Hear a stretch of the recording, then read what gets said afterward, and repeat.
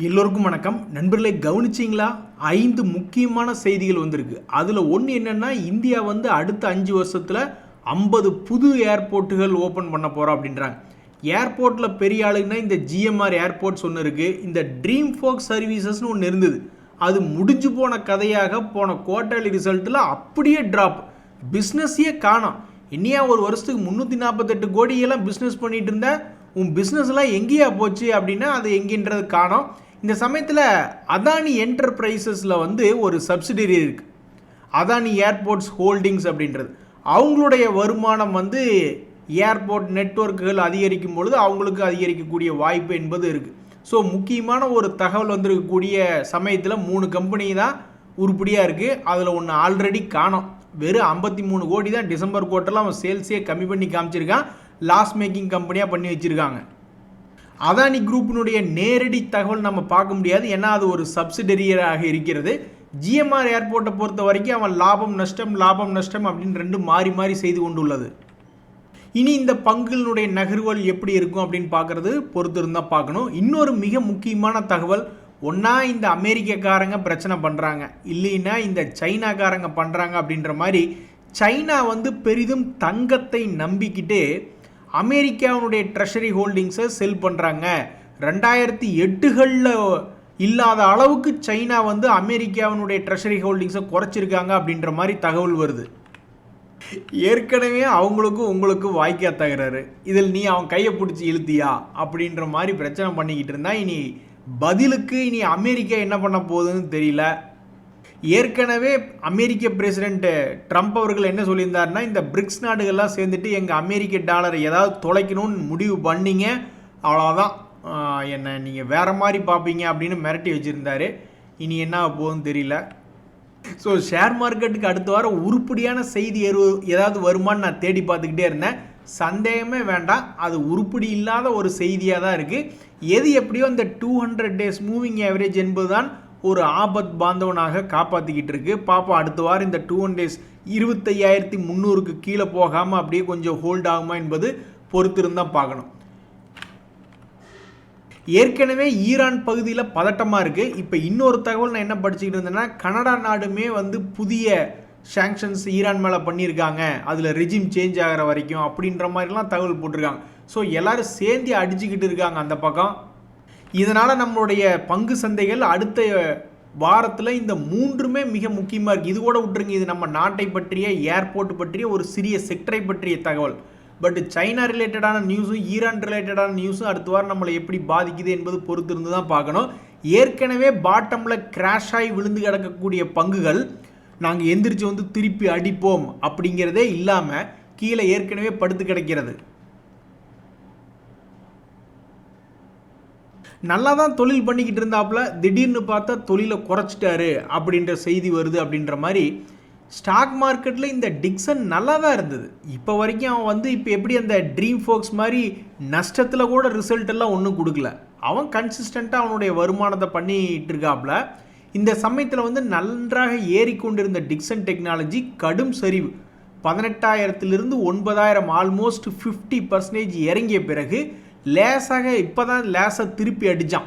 Almost ஒரு 9,000லிருந்து மறுபடியும் ஒரு 11,000க்கு பக்கத்தில் ஒரு சின்ன திருப்பி அடித்தல் அப்படின்றது ஓரளவுக்கு பரவாயில்ல, பையன் தெப்பு தேறிட்டான் அப்படின்ற மாதிரி நினச்சி கொண்டு இருந்த சமயத்தில் மறுபடியும் கடந்த 4 நாட்களாக மார்க்கெட் சரியில்லாதனால ஒரு சிறிய இறக்கம்.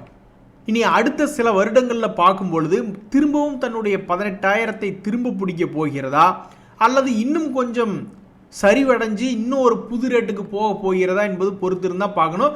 தற்போதைக்கு இந்த டிக்சன் செய்த ஒரே ஒரு சாதனை, ஒரு 6 மாதமாக இறங்கி கொண்டு வந்திருந்த வீழ்ச்சியை தடுத்து நிறுத்தி மேல் நோக்கி ஏற்றினாதான். அது எவ்வளவுன்னு பார்த்தீங்கன்னா 9,000லிருந்து 11,000. இந்த இடத்துல தான் நான் ஒன்று சொல்லிக்க விரும்புகிறேன். அதாவது ஒரு நண்பர் என்ன கருத்து சொல்ல வர்றாருன்னா, அவருடைய எக்ஸ்பீரியன்ஸு, நான் கடந்த 1 வருஷமாக தான் நான் ஷேர் மார்க்கெட்டுக்குள்ளே வந்தேன். பெரும்பாலும் தங்கம், ஃபார்மா மற்றும் பேங்கிங் பங்குகள் தான் எடுத்திருக்கேன். உங்களுக்கு தெரியாதுல்ல, கோல்டு ஓரளவுக்கு மேலே வந்துச்சு, பேங்கிங் நல்லா வந்துச்சு, ஃபார்மா ஒரே இடத்துல தான் சுற்றிக்கிட்டு இருக்கான். இவர் என்ன பண்ணுறாருன்னா, ஒரு உச்சத்திலிருந்து இருக்கிறதுலையே ஒரு உச்சத்திலிருந்து எந்த ஸ்டாக் ஒரு 30% கீழே வழுகுதோ அதில் தான் அவர் முதல்ல கால் பதிப்பேன் அப்படின்றார். ஒருவேளை 30%லேருந்து மறுபடியும் ஒரு 15% பக்கம் இறங்குறான்னா சரி, மறுபடியும் அவன் மேலே 2வது காலையும் எடுத்து வைப்பேன், மறுபடியும் உள்ளே போகிறதுக்கு நான் ஏவரேஜ் பண்ணுறதுக்கு பார்ப்பேன் அப்படிம்பார். ஒருவேளை அதையும் தாண்டி கீழே போயிட்டே இருக்கான்னு வச்சுங்க, போகட்டும் என்னமோ ஆகிட்டு போகுதுன்னு சொல்லி விட்டுட்டு என்னைக்காவது ஒரு நாள் திரும்பி ஒரு 5% ஆகுது, ஒரு உதாரணத்துக்கு இப்போ இந்த டிக்சன் மாதிரி ஏதாவது பெருசாக சரிவடைஞ்சிட்டு ஒரு கடைசிக்கு ஒரு 5% ஆகுது, அது திரும்பினால்தான் மறுபடியும் நான் ஆவரேஜ் செய்வேன். அதுதான் என்னுடைய 3வது ஆவரேஜாக இருக்கும். இந்த ஒரு சூழ்நிலையில் தற்போதைக்கு என்னுடைய போர்ட்ஃபோலியோ ஒரு 15% லாபத்தில் இருக்குது. இனி எதிர்காலத்தில் நான் இது ஒரு 60 லட்ச ரூபாய்க்கு பக்கம் கொண்டு வரணும் அப்படின்ற மாதிரி அவருடைய எக்ஸ்பீரியன்ஸை சொல்கிறாரு. சமீபத்தில் சரிவடைஞ்சு கிடந்த இன்னொரு பங்கு என்னென்னா இந்த டியூப் இன்வெஸ்ட்மெண்ட்ஸ் அப்படின்ற ஒரு பங்கு.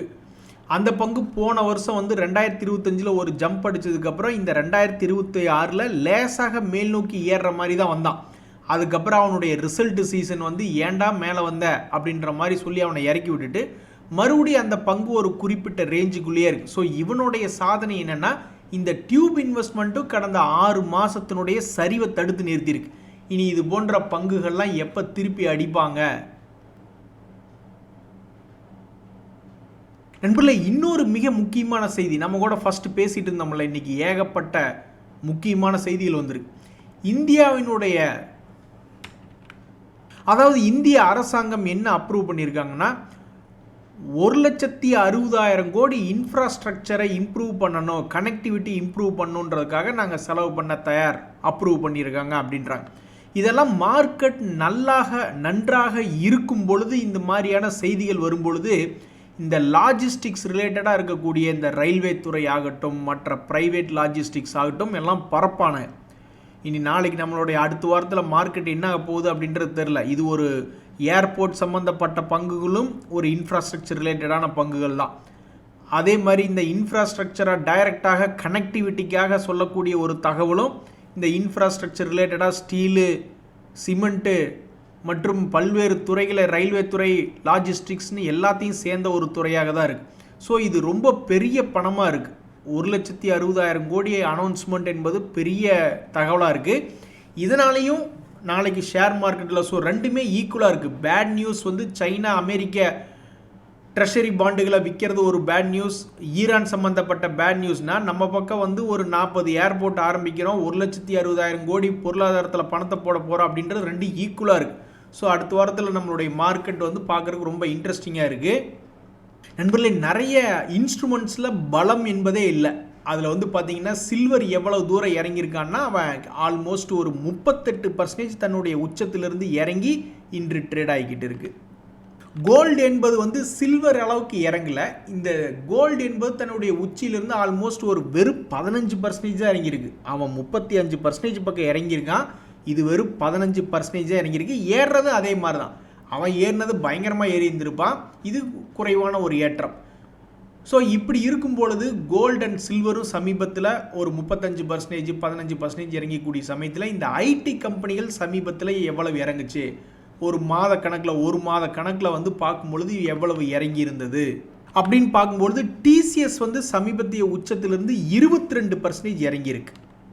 இன்ஃபோசிஸ்மே பார்க்கும்பொழுது கடைசி க்ளோசிங் ரேட்டை பார்க்கும்பொழுது அதுவும் ஒரு 20% இறங்கியிருக்கு. ஸோ இந்த இறக்கம் என்பது பெரியதாக பேசப்படுகிறது.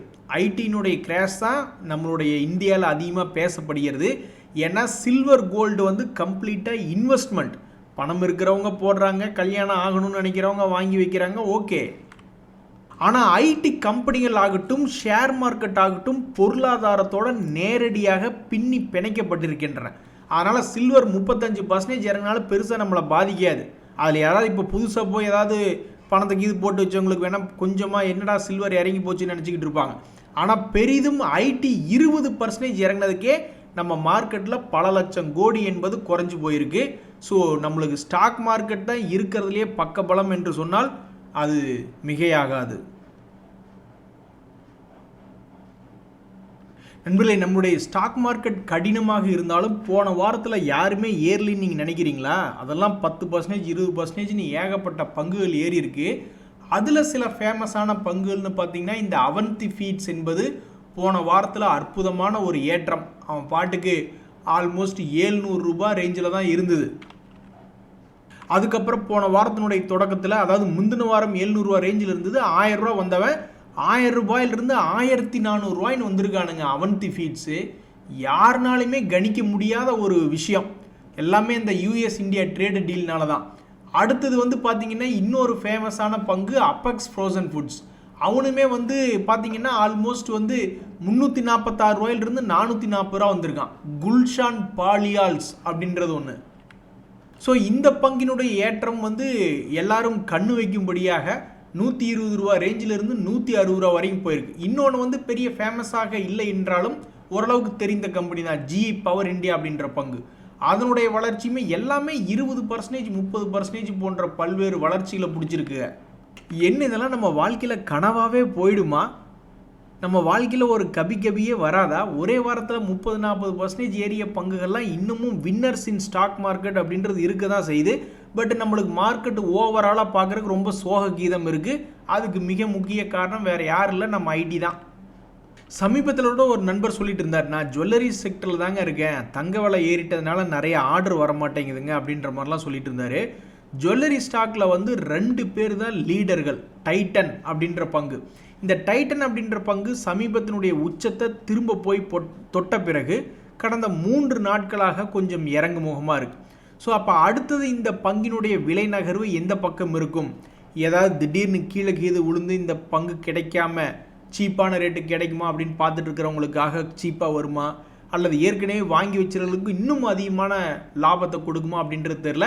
பட் தற்போதைக்கு இந்த ஜுவல்லரி பங்குகளில் இந்த டைட்டன் என்பது சமீபத்தினுடைய உச்சத்தில் இருக்குது. 2வது இடத்துல இருக்கக்கூடிய இந்த கல்யாண் ஜுவல்லரி என்பது அப்படியே ஆப்போசிட்டாக அது லோ ப்ரைஸுக்கு பக்கத்தில் இருக்குது. ஆக மொத்தம் ரொம்பவுமே முக்கியமான கட்டத்தில் இது போன்ற ஜுவல்லரி பங்குகள் என்பதெல்லாம் ட்ரேட் ஆகிட்டு இருக்கு. இந்த ப்ரீமியர் எனர்ஜிஸ்மே திடீர்னு யூஎஸ் இந்தியா ட்ரேடு டீலுக்கு அப்புறம் ஜம்ப் அடித்தவன் தான். ஆனால் அடுத்தடுத்த நாட்களில் ஏற்றம் என்பது எதுவும் இல்லை. அதுவும் இல்லாமல் ஒரு 800 ரூபா பக்கத்திலிருந்து 40 ரூபாய் இறங்கி 759 வந்து விட்டது. இந்த பங்கு மட்டும் போன வருஷம் செய்த மாதிரி 2025 எப்படி ஒரு 750 ரூபாயிலிருந்து திடீர்னு ஒரு 1100 போனானோ அதே மாதிரி இன்னும் ஒரு முறை போனால் தான் எங்களுக்கு மகிழ்ச்சி, இல்லைன்னா சும்மா கீழே வந்துக்கிட்டு என்ன பண்ணுறது அப்படின்ற மாதிரி இந்த ப்ரீமியர் எனர்ஜிஸை வச்சுருக்கக்கூடிய பல ஸ்மார்ட் மணி ட்ரேடு கான்செப்ட் இருக்காருங்கெல்லாம் உட்காந்துக்கிட்டு இருக்காங்க. நண்பர்களே, இந்த போஷ் அப்படின்ற பங்கு வந்து மிகப்பெரிய பங்கு. அது மட்டும் இல்லாமல் இது மிகப்பெரிய ஒரு டிவிடெண்ட் கொடுக்கக்கூடிய பங்காகவும் இருக்குது. 35,000 ரூபா ஷேரு இருந்தாலும் 1.25% டிவிடெண்ட் ஈல்டு என்பது தொடர்ந்து இருக்கக்கூடிய ஒரு பங்கு. கடனே இல்லாத ஒரு பங்காக இருக்கக்கூடிய இந்த போஷ் லிமிடெட் சமீபத்தில் அதனுடைய 6 மந்த் லோ அப்படின்ற ஒரு ப்ரைஸில் வந்து விழுந்திருக்கு. அது எங்கே இருக்குன்னா, அது ஆல்மோஸ்ட் 200 days மூவிங் ஆவரேஜில் ஒரு சாமி மாதிரி நின்று ஆல்மோஸ்ட் 6 மாதமாக இந்த போஷ் லிமிட்டடை கீழே விழுக்காமல் பிடிச்சி காப்பாற்றிக்கிட்டு இருக்கு. இப்படி இருக்கக்கூடிய நிலைமையில் இனி அடுத்தது என்ன? இப்படி 6 மாதமாக ஒரே இடத்துல நின்று யாருக்கும் பிரயோஜனமாக இல்லாமல் இருக்கிறதுக்கு இப்படி கீழே தன்னுடைய பழைய லோக்கு வந்து விழுந்திருந்தா கூட பல பேர் ஸ்மார்ட் மணி கான்செப்டுக்காரங்க என்ன நினச்சிருப்பாங்க, சரி போன வருஷத்தினுடைய லோ ப்ரைஸ்க்கு இந்த வருஷம் சீப்பாக கிடைக்குது, இதுக்கு முன்னாடி 40,000லாம் போனால் ஒருவேளை மார்க்கெட் பிக்கப் ஆச்சுன்னா நல்லா இருக்குமே அப்படின்ற மாதிரிலாம் கூட யோசிப்பாங்க.